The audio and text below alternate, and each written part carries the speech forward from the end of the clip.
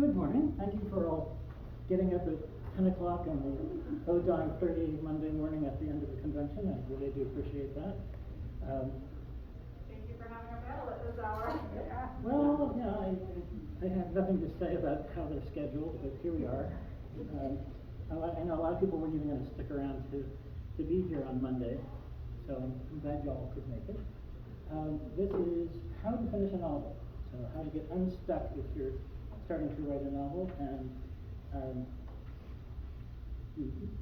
going to give it one more second because we are switching rooms and people are still a little confused about whether we're in Salon E or Salon D. Can you hear me? Do I need to speak a little louder? It's a nice carpeted room, so I don't know if the sound actually makes it to the back or not. Okay. Okay, we'll get started. I have a full hour of discussion here, and we actually have a guest speaker that I would like to have room for at the end. Larry Newton has joined us today. Should I be taking that chair? I will make sure that you have a nice chair when we're done with this. Yes, absolutely. This can be yours, absolutely. All right, so let me just dive right in. So I want to start this talk about the assumption that you would not be here if you had not started writing a novel. So how many of you have started writing a book and gotten stuck? Good, absolutely everybody. It's the perfect audience. Yes. Okay. So I'm also going to assume that you have already learned grammar and vocabulary and know how to express yourself in writing. Storytelling is a little different, though, in that it's not simply expressing your thoughts and ideas. It's telling a story. It's casting a spell where you capture your reader's imagination and take them on a journey made up of events that you've designed. Because storytelling is more complicated than just writing, there are tools that you need to learn to tell a story effectively. Tools like setting, character, background, conflict, pacing. But I'm going to also assume that you're familiar with how those tools actually work. We're going to talk about how to use them to build a thing called a novel.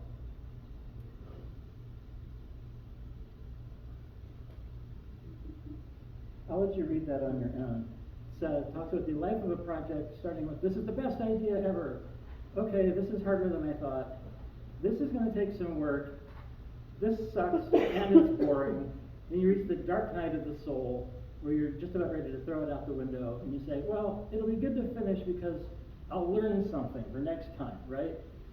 And then finally when you finish, it's done, and it sucks, but it's not as bad as I thought. So we've all been through this many times. We're going to try to get you out of that rut at the bottom of this curve. That's where people get stuck. Don't give up hope. It is doable. So writing a novel is the next step beyond just telling a story. It takes the reader on an immersive journey that could last for days. Because it's more complex, there are more tools that you have to learn to expand your storytelling into novel writing. These include foreshadowing, conflict nesting, tropes, red herrings, and among others. That complexity is what your readers are hoping for. It is what you will also get stuck, tangled up in. And I'm here to give you some tools how to get those tools working for you instead of tangling you up. So who am I to be telling you all of this? I have 5 published novels and another one coming out next spring. The first 3 form the urban fantasy Goddess Rising trilogy. The 4th one is a fantasy romance called Mermaid Steel. The 5th one is a queer science fiction thriller called The Insane God. My next book is a fantasy called The Dove and the Crow, and there will be sequels to that as well. I've had my short fiction published in Hugo Award-winning magazines. My books have won literary prizes and have been endorsed by best-selling authors. I also wrote, produced, and directed a musical called The Mirror's Revenge, which had its first theatrical run in 2018. It actually premiered at Worldcon in San Jose 8 years ago. So I've also been in print since 1980 when I wrote the superhero tabletop role-playing game Super Game. I don't know if you maybe remember that, but that was from 1980 when I actually saw print for the first time. So I do whatever I can to encourage people to pursue their artistic aspirations. I run a page called Jay's Lighthouse that focuses on encouraging people to keep the creative spark alive. So let's dive into this. So what have I learned about writing a book? Well, the biggest thing I've learned is how overwhelming the task can get. Raw, creative, fire hose enthusiasm can only last for short bursts at best. At some point, you'll need to start examining what you're doing, breaking it down, so that you're not trying to swallow the ocean all at one time. At that point, it becomes work. And you can get through the work by showing up to do it.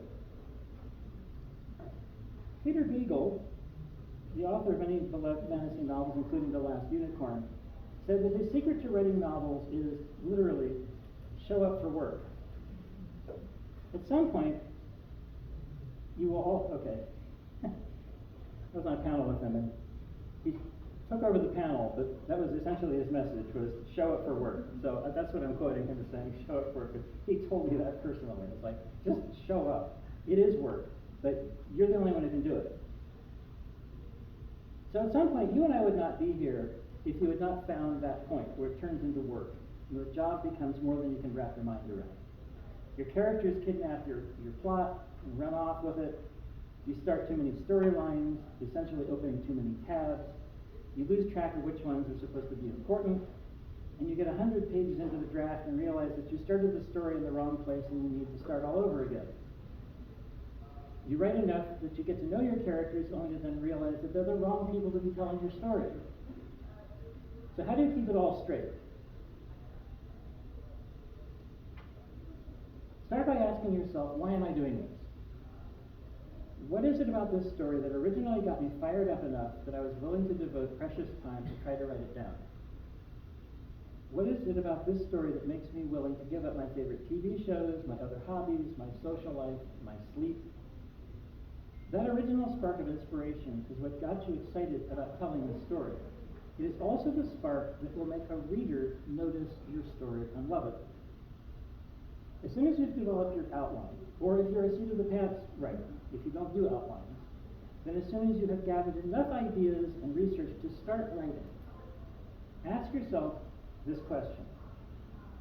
Write down the answer on a post-it note and stick it up on your desk. This is what got me fired up about this story. You don't want to forget that. That's really important. Never lose that initial essential something that makes this story special. This is not a synopsis. This is not what happens in the book. This is what sets this book apart from every other story like it. This is what you answer when someone asks you, what's your book about? Don't launch into the plot and all of that. What is it about is what you got excited about. This can become your elevator pitch. It can become the blurb on the back of the book. But its most important role is to be your touchstone for when you get lost or bogged down in writing the book. This becomes your mission statement. Personally, I plot extensively. I did write one Seat of the Pants novel. I wrote Mermaid Steel as a Seat of the Pants writing exercise. And to this day, I'm surprised that it worked out as well as it did, because that's not usually my thing. Usually I start with a collection of ideas and I jot them down into maybe a three-page concept paper. And then I'll revisit it and add all the ideas that I've come up with since then while I'm thinking about it. And if the idea has legs, it'll grow into maybe a 10-page outline with a beginning, a middle, and an end. It starts looking like a story at that point. At that point, I decide whether or not this idea can spawn a whole book, or is it something that just goes into the revisit later pile.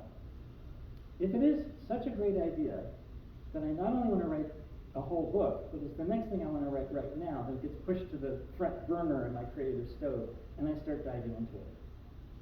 Once I have a clear picture of what I want to say in the story, pretty early on, I'll step back and ask myself what's so special about it, and I'll write the mission statement. That may change over time as I write the book, but I need to jot down, why am I so fired up? That's when I'm the most excited. This story has just caught fire. I'm going to devote the next year of my spare time writing this book. I'm never going to be more enthusiastic about it than I am right now. Write down why. It's an easy step to forget, but I'm going to show, as I'll show you, it is the key to solving that dark night of the soul that we saw. Once I have a clear picture of what I want to say, I step back and ask myself what's special about it and write it down. The mission statement also works if you do not outline. Okay? A lot of people don't necessarily outline. If you start with a concept and a handful of characters, there will still come a point in your development when you can see what the story is about that makes it unique. And that's when you capture that spark. George R.R. Martin says that there are two types of writers. There are architects and there are gardeners. Architects plan everything out ahead of time. Gardeners plant seeds and then cultivate the plants as they grow naturally. It is very easy to get caught up in the plot. Often when you ask an aspiring writer what is their work in progress book about, they will start by describing the plot. Even if the plot is the most original story idea ever conceived, it is still not what the book is about. The plot will not help you if you get stuck, because the number one reason for getting stuck is that you run out of plot ideas in the middle of writing the book. Knowing how you want the story to end does not tell you the steps of your character's emotional journey. It does not tell you how you're going to get over the various conflicts that come up while you're writing the story to get to that satisfying ending. Because remember, if you're fired up about it, you want that enthusiasm to make it to the reader. Edgar Allan Poe took outlining to an extreme. Because his stories almost always have some nasty twist reveal at the end, he wanted to make sure that he laid all the groundwork to make sure that his desired ending would work. So he outlined in reverse. He started with the ending and worked backwards to the start. This is an extreme example. You don't have to do this. I have found the yardstick is how you want the reader to feel about the story when they finish the book. Is it a story about redemption, loss, revenge, discovery, justice? Will it leave the reader loving the world that you've built, or will they be glad that they don't live there? Will they love or hate the characters? What will they say when they recommend your book to a friend? Albert Einstein spent his life's work making very complicated things understandable. He wrestled with unknowns and contradictions, yet managed to capture them in equations, which were sentences that could be tested. He said, if you can't explain it simply, you don't understand it well enough. So you want to make sure you have a grasp of what your story is about before you devote the next year of your spare time writing it, so that you can remember to stay on track. Part of deciding what is in your story is also deciding what it's not about, what you're not going to include. While you're writing, even from an outline, but especially if you don't outline, you'll be tempted to wander off track and start telling a different story. If you get other story ideas, write them down separately. Remember, this is the story that got you excited. So devote your time to telling this one. Don't go wander off and tell another one. Write those ideas down. But stick to this one if you're going to achieve the excitement that first inspired you. Exercise discipline. Ideas are cheap. Ideas are plentiful, especially if you're in the habit of being creative. Being creative is like exercising a muscle. The more you do it, the easier it becomes. John Steinbeck, the celebrated American writer, put it very simply. He said, ideas are like rabbits. Once you get a couple and learn how to handle them, pretty soon you have a dozen. Writing a book means incorporating all the fresh new ideas into your story. If they don't fit and they belong in a different story, then write them down. Don't include them in this story. Use as many of the new ideas that will advance your book. Don't let entirely new ideas derail you. If you say in the mission statement, you might say the mission statement might be like the moral of the story, but it's not. The moral of the story is the takeaway lesson, the point that the author is trying to prove. Not all stories have a point to prove, so they don't necessarily have a moral. The mission statement is what you are trying to say, what the story has to accomplish to be complete. The victory conditions, that's a term I hang on to. It focuses on what makes your book different than all the others on the shelf in the same genre. It's what the reader will remember when they close that last page. You can do this to just about any story, no matter how long or how complicated. For example, Tolstoy's War and Peace. The book is over 1,000 pages long and has dozens of characters. But at its heart, it is the story of how a Russian aristocrat, despite everything pressuring him to do so, decides not to kill Napoleon. He finds peace and gets the princess anyway. The book is about finding happiness.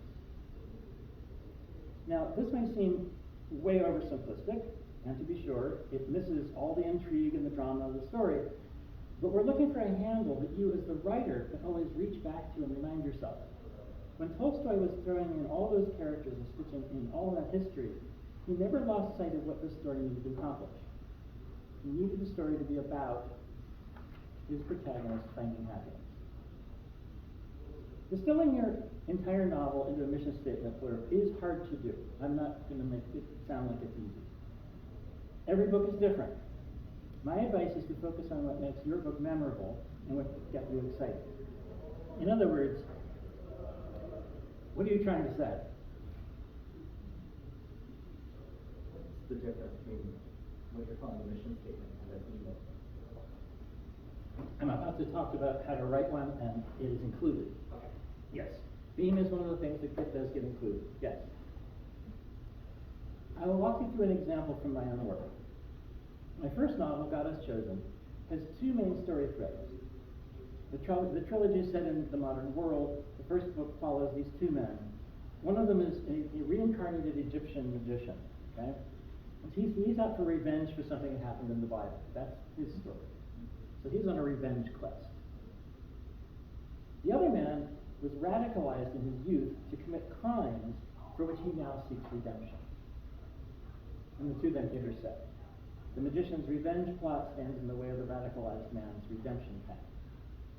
So it's not a simple story, but it's two threads running parallel and then they intersect. The bare bones mission statement would be, God Has Chosen is about revenge and redemption. The revenge comes as a price, and that you can be redeemed even if you've given up on yourself. So that's the what's your book about. This covers the themes that set the book apart. Because not every urban fantasy thriller is going to be about revenge and redemption. So it's like, in 10 seconds you have in the elevator, you say it's about revenge and redemption. People are like, oh, well, I'd like to hear about how revenge and redemption mix, right? So how do you build this bare bones thematic statement into the useful guide that you're going to use as a mission statement?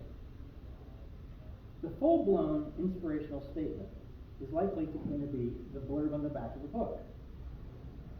This is, after all, what you're telling a potential reader why it's going to be worth your time. The characters' motivations are a big part of any story. So to turn this into the back cover blurb, you want to throw in a bit about the setting, the main characters, and most importantly, their motivations. Again, this is what the story is about, not what happens in the story. So by way of motivations, in God Has Chosen, we have Charles, who's seeking redemption through his faith in voodoo. And we have the mad magician Silas, who's out for revenge against the demon. But his revenge plan is going to change voodoo, which is what Charles is trying to redeem himself with his religion. So it's a battle of religion behind these two men. So the whole statement, back cover blurb, is running from his dark past. Former Duvalier hitman Charles Reddick. Now, the Duvaliers were carrying out Haiti for generations, right? So we're talking about somebody from Haiti. Is forced to take sides in a battle that's been raging since Exodus. Aha, back to the Bible. Between the power-mad magician named Silas Alvarado and Samael, the demon prince of liars. When Charles's beloved voodoo is threatened with extinction, he must wager his life between pure evil, the devil, and the man who would destroy the world, Silas. Charles is a psychiatrist who's actually the detective point of view character of the story. Samantha Malad steps into this maelstrom of nightmares, violence, and insanity to help Charles find his strength. Well, I throw in words like maelstrom, nightmares, violence, so that when they're reading this book, they're like, oh, damn, this is getting pretty intense. I've had people stop in the middle of the book and have to put it down and then pick it up again later, because it gets very intense. She tries to save Charles's mind, but can she save his soul? So now this is me not being in the room to explain the book. This has to explain the whole book all by itself. But it's not going to tell it. You notice there's no plot in here. Because that's what the reader will discover as they read the book. This is what's going to get them drawn into it. But this is also what kept me going for the many, many years that it took me to research all of this and make the book actually happen. So now that you know what the story is about, who the lead characters are, what drives them, and you didn't get bogged down with the plot, you've got some guardrails. So how do you start breaking this down? Once you have your mission statement and you've stuck it up on your desk and you're ready to go, how do you make sure that you're feeding your ideas to the reader in a sequence and a pace that they're going to be able to absorb? How do you keep them involved in turning the pages? How do you structure your book as you're writing it so that you stay on target? I use an important tool of conflict analysis. Characters are interesting because how they deal with things that get in their way. Stories are how characters overcome conflicts to achieve what they want or need. You've probably heard that before, so let me repeat it. Stories are how characters overcome conflicts. Now, conflict doesn't have to mean somebody's out to get them. It can just be something they need to face in order to achieve either what they want or they need. You may ask, well, do all stories need conflict? Well, let's take a really simple example. Winnie the Pooh stories have conflicts. They teach kids about the value of friendship and teamwork by having something go wrong first. They have to solve something. That's the conflict. It may be very simple. It's like, well, who picked all the flowers? But it's still how they get to show you their friendship and their teamwork. The best biographies point out how the subject overcame obstacles in life to achieve their goals. Many slice of life mainstream fiction novels make the protagonist into his or her own obstacle. So you have bad habits, bad history, things that they have to overcome, things that are blocking their success, maybe their own attitude. Often the hero doesn't get what he wants because he comes to see that what he wanted was the wrong thing, so he gets what he needs. So this is something you want to have in the back of your mind as to how you're organizing the story, right? How you're putting things in his way, how you're getting over them. That's your building blocks. As you work out your plot, always ask yourself how the sequence is either building the conflict or putting a barrier in front of the protagonist. It's either building it, blocking them, helping them overcome. This is actually why fiction is so much more satisfying than real life. In order to tell a story, the author has to establish a conflict and then have the protagonist overcome it. And life actually just doesn't give you that sense of completion very often. Science fiction author Kurt Vonnegut said, every sentence must do one of two things, either reveal character or advance the action. Since you reveal characters by showing how they respond to conflicts, identifying and keeping track of your conflicts is essential to telling a story. Story structure concept that will help you wrap up all of your conflicts in the right order so that you can end your story, right? You're going to put things in the way of your protagonist, and then you're going to have them solve them to get to the end of your story. And a way of keeping track of that is conflict nesting. Concept says that there are basic types of conflicts. There's a location conflict, says that something is wrong because of where you are. A question conflict is a puzzle that needs to be answered. An event conflict is some bad thing happened and must be dealt with. An identity conflict is the protagonist doubting themselves. And lots of other kinds as well. Longer stories usually have more than one of these, and novels usually have 4 or more different kinds of conflicts happening in the story. Mary Robinette Kowal uses a cute little acronym of MICE. M-I-C-E, Milieu, Inquiry, Character, and Event. Which are basically what I just said a minute ago about place and all of this, right? So the structure is first in, last out. It's a nesting code. Let's say your story starts with an event, like an explosion. The explosion causes your protagonist to doubt themselves, which now becomes an identity conflict. So you have an event, conflict and identity conflict. But then that self-doubt forces them to leave home, to go find an answer somewhere. Now you have a location conflict. To resolve all of these in the right order that makes sense to the reader, you unwind them in reverse order. So we went in event, identity, location. So we're going to come out the same way. So the character, in order, must, they first have to go home, solving the location conflict, in order to figure out, to bring the answer back, right? They went out, found the answer, they have to come back. So they come home, so now your location's been solved. Now they're going to figure out what the deal was with the explosion, because they found the answer. And then, along the way, they're going to, we went in as event, location, identity. No, I'm sorry, it was event, I'm myself confused here. So I went in as location, then identity, and then location. So in this case, the protagonist must get home first to realize the explosion was not their fault. So you solve your go home, location, not my fault, identity, solve it, and then solve the explosion event. So you went in, and then you come back out. So first in, last out. Your reader's not going to be thinking about this, but they will keep track of it. It'll be something, if you come back out in the wrong order, they're going to wonder, wait a minute, what happened to that? Which is what you're trying to avoid. Another place that people get bogged down is telling versus showing. You've heard people talk about this, right? And people say that you're supposed to show instead of tell. Well, what does that actually mean? It means that telling the reader what is happening is actually summarizing the actions instead of letting the reader live the experience of the characters. I mentioned earlier that I grow my stories by adding in lots of details as I think of it. I grow the 3-page treatment into the 10-page outline. Once I get to a 30-page synopsis, I have a cohesive story. I can hand a 30-page synopsis to somebody, tell them nothing about it. They'll read it, and I know what the story is. And they'll even know a little bit about the plot. So as I start writing the prose, I need to hand the camera to the characters so that they can tell the story, instead of me summarizing as I do in the synopsis.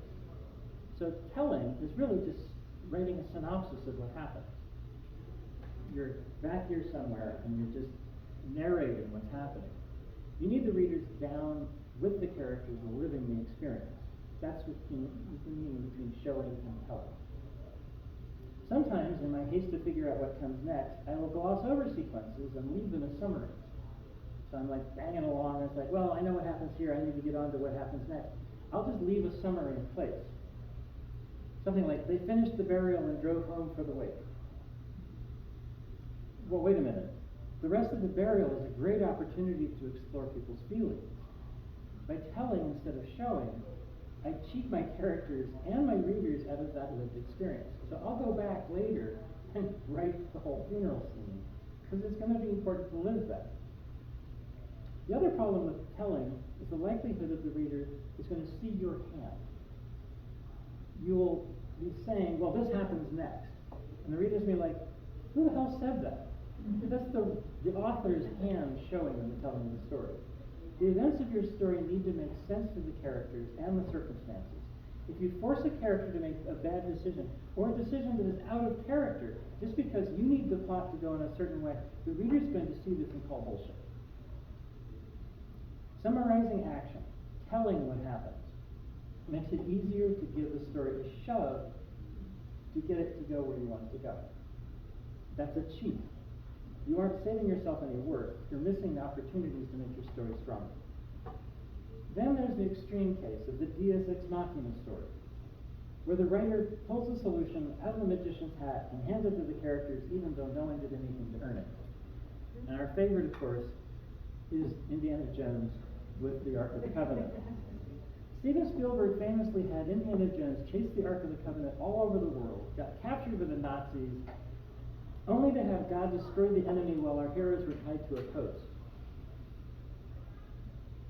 Now, maybe Mr. Spielberg was being ironic, but don't do this. Your reader will lose faith in you, and for good reason. So, who are these people? When you get your idea, when you first get your story idea, it's going to answer the basics of who, what, when, where. You're going to have some idea of the characters, the setting, the events that drive the story. As you start writing scenes and building the story out, you will find that your characters need to know certain things in order to do what they have to do. They have to have certain personality types. They have to have certain relationships with other characters. You will find that your initial decisions about who they are may turn out to be wrong or incomplete. In other words, you may find that you hired the actors, but halfway through shooting your movie you realize you picked the wrong ones. Don't despair. Reverse engineering your characters midstream happens all the time. It may look like a stumbling block. Oh crap, now I have to go back and adjust all those things that I've already written about these guys. Hold up. This is actually an opportunity to integrate the characters into the story at a much deeper level. It is a vital part of telling a story that your characters, especially the protagonist and the antagonist, be uniquely qualified to play those roles. The last thing you want is the reader to stop and ask, well, how does he know how to do that? Or, what do you mean he has a sister? If your hero is massively outmatched by the bad guy, and the hero wins anyway for no discernible reason, the reader is left to ask why. The answer is, you, the author, have showed your hand by tipping the scales. Your characters' backgrounds, personalities, what they know coming into the story, are all decisions that you make. If you realize you need to go back and slip something else in, know that you are avoiding reader questions that would otherwise throw them out of the story. Take the time, go back, backfill, reverse engineer. It's just going to get stronger. All of this is to say, in order for your characters to always act in character, you need to decide and communicate to the reader who these people are. You've probably seen something like this. That what the reader sees is only the product of a whole lot of editing and rewriting and thinking and researching and ideating and dreaming. Well, this is really especially true of characters. You've heard the adage that, only a small fraction shows. Research is one thing. Yes, obviously research takes a lot more time. You don't want to put all of your research into a book. You only put what goes into the book, what actually fits and tells the story. All the other research is lovely. I actually did so much research on my trilogy that I realized an awful lot of it was never going to make it into the story because it wasn't part of the story I was telling. I put it all together and I put together a 50-page chapbook of all my research. It's a little fourth little volume, sort of you call it a compendium of my research, which I then hand out to people to get them interested in reading the books. But you're going to do a lot more research than is going to show up. Don't try to plow it all into your story. Your story may never touch on, for example, your hero's childhood. But if they have a certain personality that you need in the story, then you need to decide what kind of upbringing they had. Culture, education, home life, past trauma, all mold personalities. Give this some thought, even if your story doesn't expose any of it directly. It'll get you to know your character, and that's a good thing. It will inform the decisions that you have them react to in the story. This also means listening to the characters when you need an honest, believable reaction. By page 100, you will know them well enough to let their personalities help you make decisions about their actions. If you get stuck for what comes next, ask your characters. They'll be happy to help. Later when I talk about how to end a story, I'll also point out how important it is that the protagonist be the right person for the job at the end. So, how does it all fit? Another stumbling block you may encounter is having too many elements or too many conflicts for the reader to follow. That book I was telling you about earlier, with the 2 storylines, it originally had 4. And beta readers and even professional editors said, this is great stuff, but there's something really structurally wrong with this book. Nobody's going to be able to read it. Eventually, after years of toying with it, I realized it was actually 2 books. And I could pull them apart because these two threads and the next two threads didn't have to happen at the same time. They could happen one after the other. And so it became the book and its sequel. That actually became Goddess Chosen and Goddess Daughter. So yes, Virginia, you can stuff too much into one book. If it gets so full that there's no room left to breathe, consider breaking it up into sequels. There's also, back to Steinbeck's rabbits, you're going to come up with a lot of extra ideas. Extra ideas are great, just not all stuffed into one book. Another stumbling block is wondering whether or not you picked the right chunk of time to tell the story. Part of making all the right ideas fit into the story is picking the timeline for your story. When you first get the idea for a story, it may seem obvious where you want to start, what happens during the story, where it ends. But I'm here to remind you that these are all flexible. These are all things that you can scrutinize. You should. The sequence of events in the world of your story starts before your story and goes on after your story. History is happening.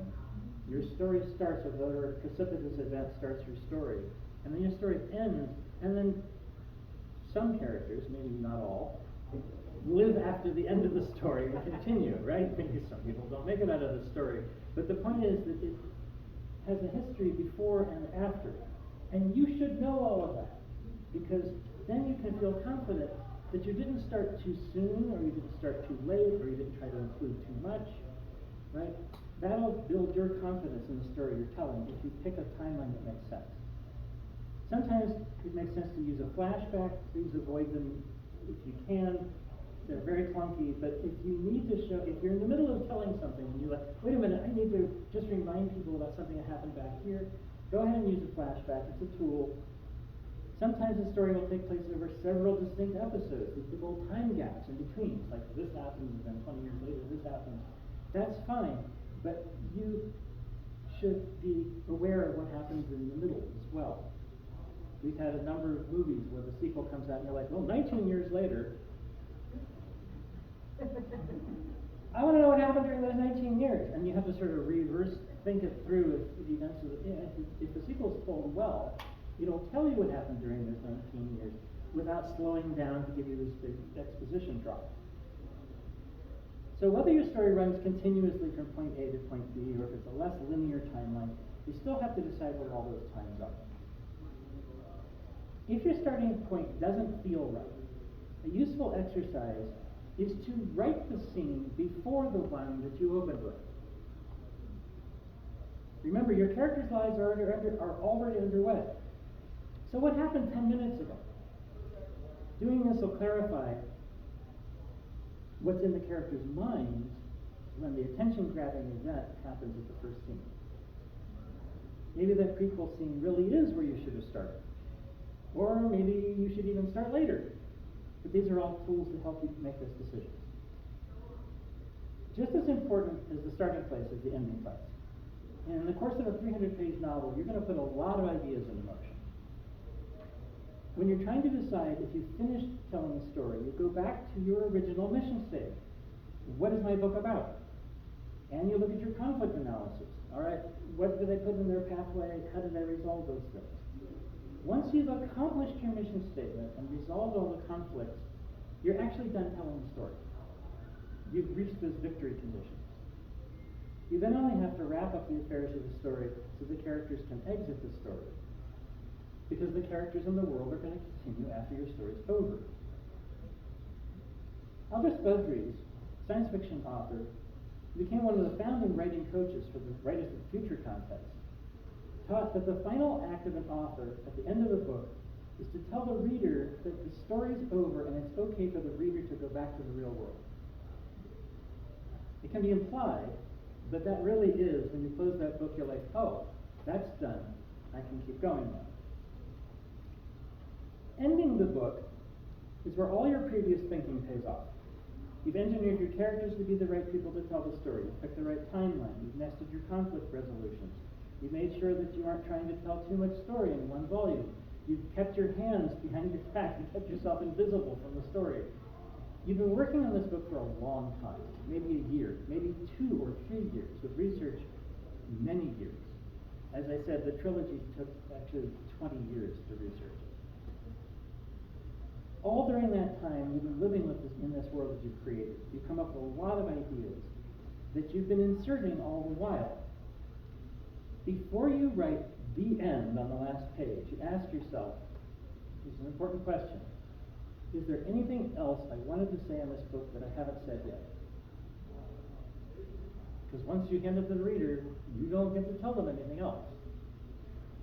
If the answer is no, and you still got something else to say, then write it down.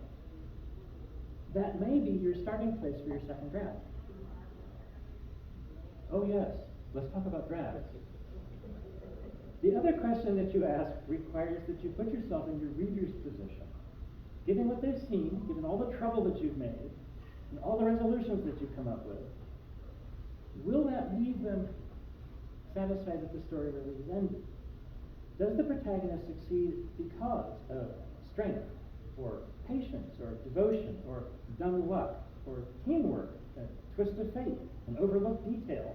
Personally, I'm very fond of the overlooked detail. That gives the reader that aha moment when they see the overlooked detail come back into play.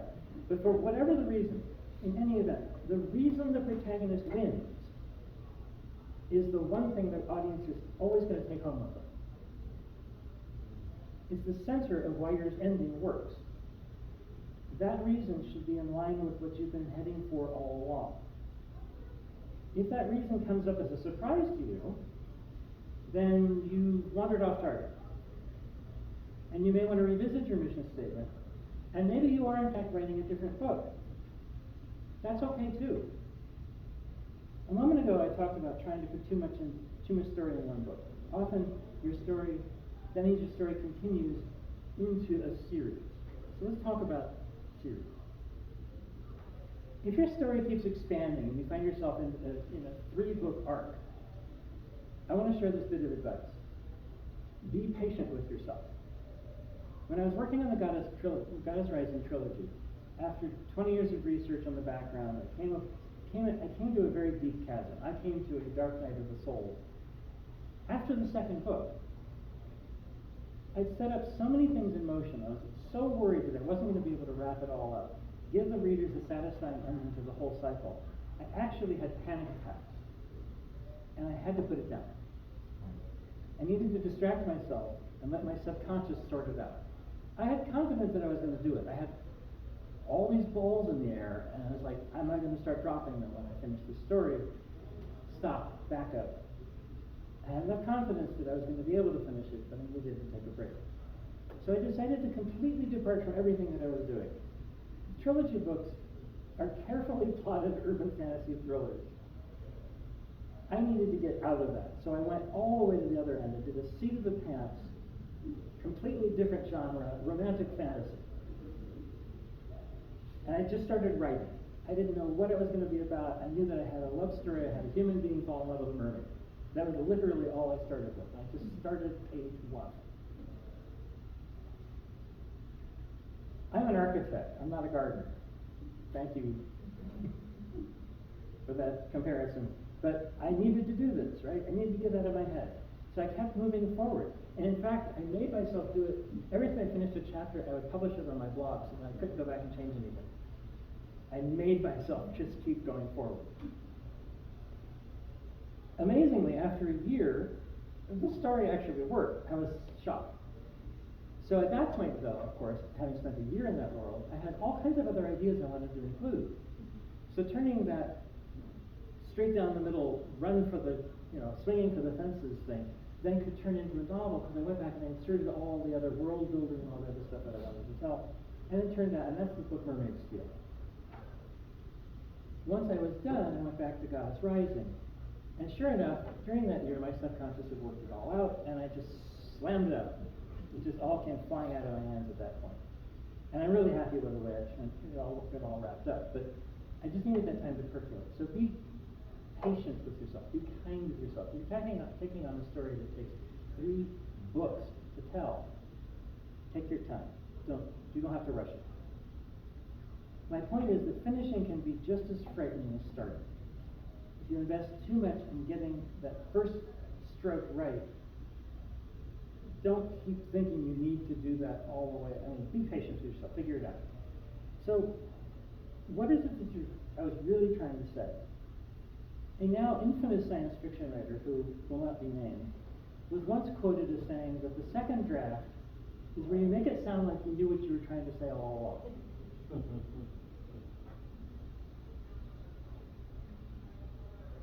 You will hear a lot of writers say that the first draft is always shit. Well, let's talk about what that means.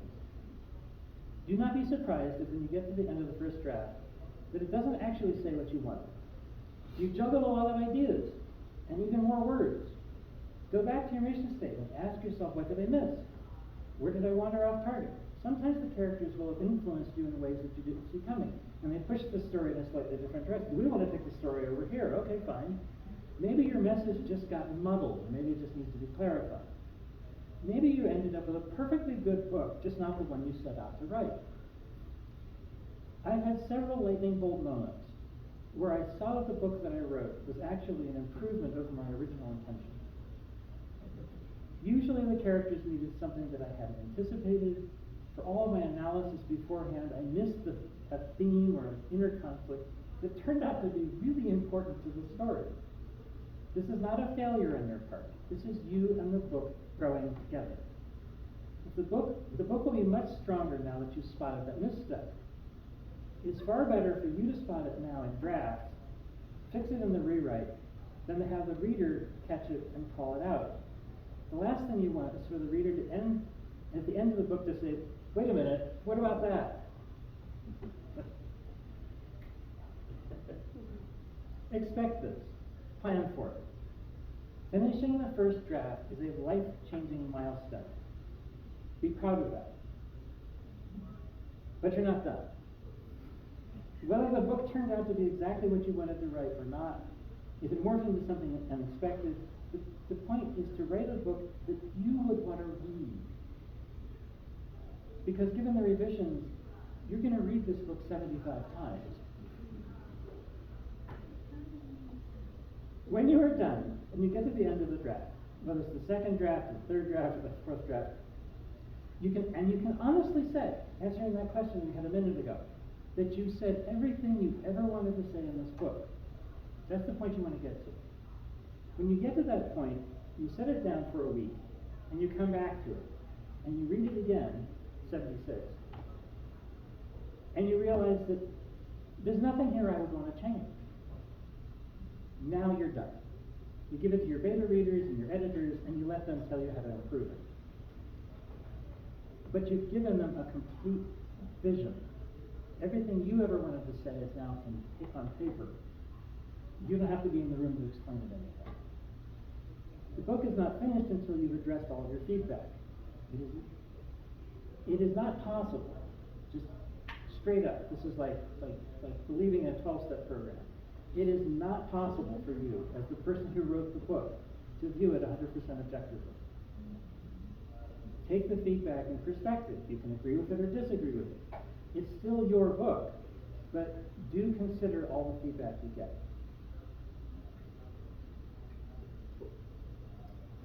I want to end this talk with a word of encouragement. Once you've written a novel, it is tempting to think that you can now produce a product that will sell in the open market.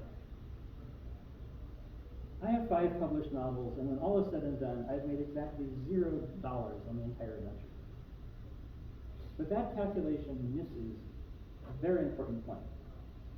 In our capitalist society, we have trained people to think that you learn a skill, you make something, you achieve success, and that then gives you satisfaction. Satisfaction is measured in dollars, but that's not how art works. In art, you learn skills, then you create something, and that creation gives you satisfaction. If you then do achieve commercial success, great, that's just gravy. But having completed a novel is an astonishing feat. The reason this distinction is important is really simple, even if it's hard to solve. Fewer than 10% of the general population reads regularly. 5% of those readers ever try to start writing a book. And only 1% of those aspiring writers finish one. Finishing a novel is extremely rare and wondrous achievement. Be proud. Don't let the vagaries of the marketplace kill your enthusiasm.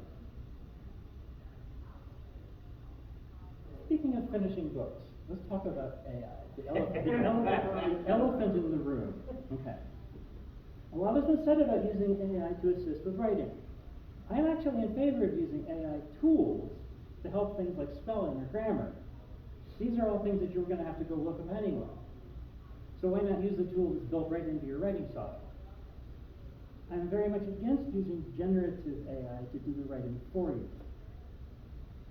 2 reasons. First, all LLMs are built to turn the right brain activity of creating into left brain of creating lists. Let's think about that for a minute. AI writing doesn't just make you sound like every other thing that's ever been written. Well, it does, because LLMs are created by stealing everything that's ever been written. But the writing sounds flat, like a spreadsheet, because what it's done is it's taken the creative process of what people wrote with their right brains and has now plugged it into stacks and lists which are left brain. So when you read that, you're like, this doesn't sound right. Well, it's hard to put your finger on why. It can be perfectly grammatically correct, no matter how much it may even be written to match a style of a certain writer. It's always going to lack that one essential ingredient, your voice. Which brings me to the second big reason. You write to find your voice.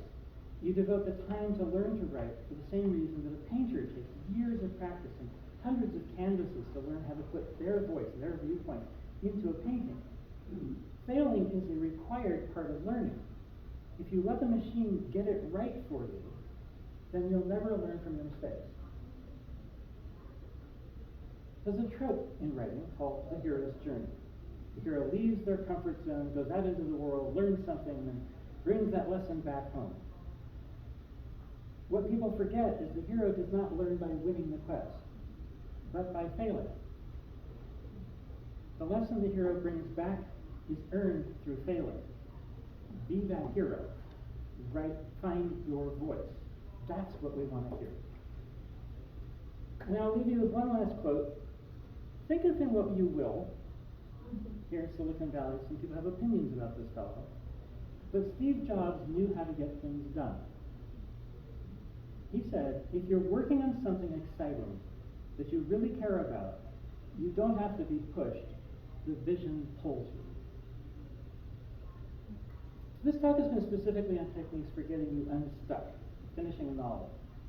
I share lots of other tips, marketing your book and all of this in a monthly newsletter. If you're interested, I've put the QR codes in the back of your handouts to sign up for my newsletter. My website and other contact information is there as well. It's all here. My books are available on all platforms and all formats, including audiobooks. They're all at the dealer's room, on the water dragon table. But at this point, since we have a few minutes left, I would like very much to invite our guest speaker to come up and share his stories. We haven't had Larry Nibbling with us here today. And if anybody knows how to finish a book, it's Larry. So, Thank you. Well, I came hoping to tell you an example, give you an example of a story that was ready to fall apart. What do you got?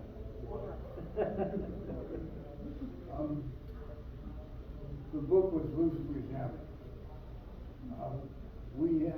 We had gone through about 2/3 of thinking each other was brilliant, and brilliant was the key here. You start with the idea that you want to hit the earth with an asteroid. I went right to a comic for the visuals. We had hit the earth. Various characters were scattered across Northern California. Jerry, the historian, had an ending in mind, I thought, and all it took was details, and I could fill those in if he could, if he could get the spine of the story. So I waited, entertained myself by writing something else. A couple of months passed, maybe more. I was used to these guys. Jerry lived a full life. Okay. One morning, Jerry shows up, and he's got a stack of butt text. And he says, if you don't like these, throw them on. Throw them in the wastepack. And I had not seen Jerry belligerent about a story. But I tried to get him to talk about it. Failed. Started reading. Tried to get him talking about that. He wouldn't. I dropped the paper and his text into the wastebasket. Now he could talk, and now I could talk, and I said, no, yeah, I've got the senator who's the owner and ruler of the stronghold.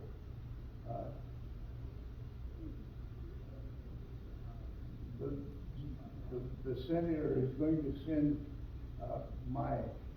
our character, the newsman, out onto the road.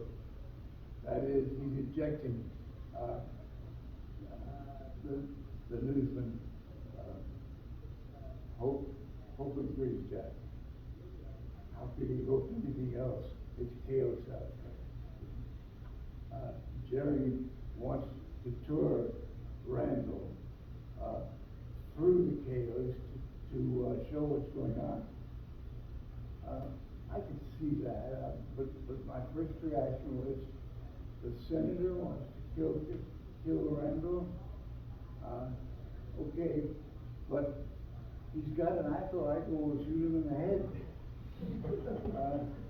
Why not? Why would he do the other thing? Send the man who knows all the stronghold defenses out there where the enemy is. And Jerry says, okay, I hadn't thought from the viewpoint of the senator. And then we talked. And I got him to tell the ending of Lucifer's Hammer. It was a long, slow slide into chaos, and he was going to leave it there.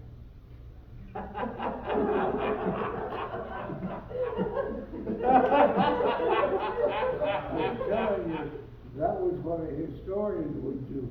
And I've seen a later novel that did the same thing. But at the time, I just said, that's unacceptable. We need to do something about this. And Jerry went away and thought, and then went back to the beginning of Lucifer's Hammer and inserted a nuclear power plant. Now, near the ending, we have something to defend. And we did that. Defended the power plant from the cannibal army and jumped a year. A year later, one of my characters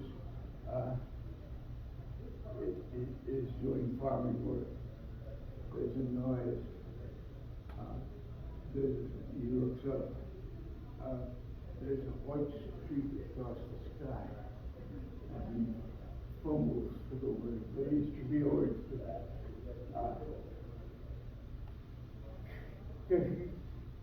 Contrary. He seemed just plain love. And we left it at that. Great. Yeah, no, absolutely. Going back and reverse engineering is part of the process. It can be really painful, but expect to have to do that. You get to the end and go, wait a minute, I don't have all the puzzle pieces that I need. I need to go back and put them in to make it all work out in the end. This is part of the process. Don't be discouraged. That it is enough to throw you out of the book. You're like, well, this is a waste of time, and then you never, So believe in yourself. You and Jerry believed in each other, even if you were fighting about it. Someday, one of the other of you is going to come up with a solution. And it's like, you have to proceed with the assumption. We're going to figure this out. Just give it a minute, be patient with ourselves. Yeah, I see a few more lessons, one of which is, we had to learn early. Don't be too polite. Whatever the collaborator. But that's my take. That's a great way to wrap up your 40-year writing career, okay? Don't be too polite. Yeah. Yeah, don't be too polite. We learned early with the mote in God's eye. A mote in God's eye, I looked at his opening and was too polite to say, this is boring and distracting. So I wrote a prologue so that to lead a reader into it. When we submitted to our agent and also to Jerry's friend Robert Heinlein, they both said, throw away the first 100 pages. And we did that. You saw them elsewhere because, of course, you saw it elsewhere. Yeah, that goes back to the timeline discussion, right? Things are happening, and then you decide, this is where I'm going to start my story. You can go back and change that. You might have started too soon or too late. I mean, the Jerry getting the juices flowing had to happen on paper. That didn't have to be part of this story. And so, after the fact, you realize, you know what? We didn't even need this. But you guys wouldn't have gotten the story started had you covered that groundwork. So I'm going to open it up for questions. Any of you actually have a particular bugaboo, something that's got you stuck, something you always wanted to ask in a forum like this? There are no stupid questions. Anything up here wasn't clear? Oh yeah, there's little handouts there, are just a couple of little pointers about, just things to just keep you going. The central theme of all of those is be kind to yourself, be patient with yourself, but have faith in yourself. Yes? Baycon question is this going to be online? Is it recording? I don't know what I'm going to do with that. Okay. I don't know what I'm going to do with that. Yeah. I'm just seeing whether or not this particular works. I gave this talk 10 years ago at Baycon, and it was very well received, but the world has changed a lot since then. I've gotten a whole lot better at this, and I'm a whole lot more focused on what really matters. So I'm hoping that you guys are getting a much more trimmed down, gleaned, usable handful of tools, as opposed to me 10 years ago wandering around trying to capture everything in one talk, and it wasn't really that great. But that's just me looking back at the fact that in the intervening 10 years I've written 4 more books, so I've learned a little more about how this all works. Speaking of which, actually, if you don't have any questions, I was going to leave the room with, I was actually going to, Jay, I do have a question. yes, please. And you just led into it beautifully. Yes, what's that? Which is, what have you learned since finishing and selling one book? Now that you have 7. Well, the lesson about taking the break during the series was really huge. That actually is a ugly story, actually, because the first 2 books in the trilogy got published by a publisher that went out of business. And so the third one was never going to see the light of day. And it took me 5 years to find another publisher who was willing to go back and reprint the first 2, and then the third one is a complete set. That's amazing that you were able to do that. It took a long time to do that. But it also gave me an absolutely unique opportunity to go back and edit the first two books. Because I could now go and put better breadcrumbs through the first two to make it all tell one great big story a whole lot better than I ever would have been able to had I actually finished the third book when it was supposed to happen. So when life throws you lemons, goddamn, get in there and start squeezing lemons. I've lost 5 years, but I've got a much stronger product as a result of that. Realizing that I can write Seat of the Pants was a huge surprise. That boosted my confidence a lot, writing Mermaid Steel. If you'd asked me, during the first few years of my writing career, oh yeah, you're going to end up finding salvation writing a fantasy romance, you're like, in whose a pig's eye? It's like, that isn't even me. Well, guess what? Now every year I go out to the California Mermaid Convention and hang out with people wearing rubber tails, and we have a lovely time. so I'm all part of the mermaid community now, actually, as it turns out. So yeah, you grow with it. There's a line in here that I talk about how this is you growing with the book. And that's a really important thing to keep in mind, that it's a growth experience. As you are figuring the book out, you're also learning more about yourself as a writer, which you then take back to the book and make it even better, or even maybe the next book after that. But yeah, getting to the other side. I used to have a metaphor that I used, I think this from the talk 10 years ago, that writing a novel is like trying to build a bridge across a chasm. You can see the other side. You know what that looks like. But now you've got readers, and you're like, how are you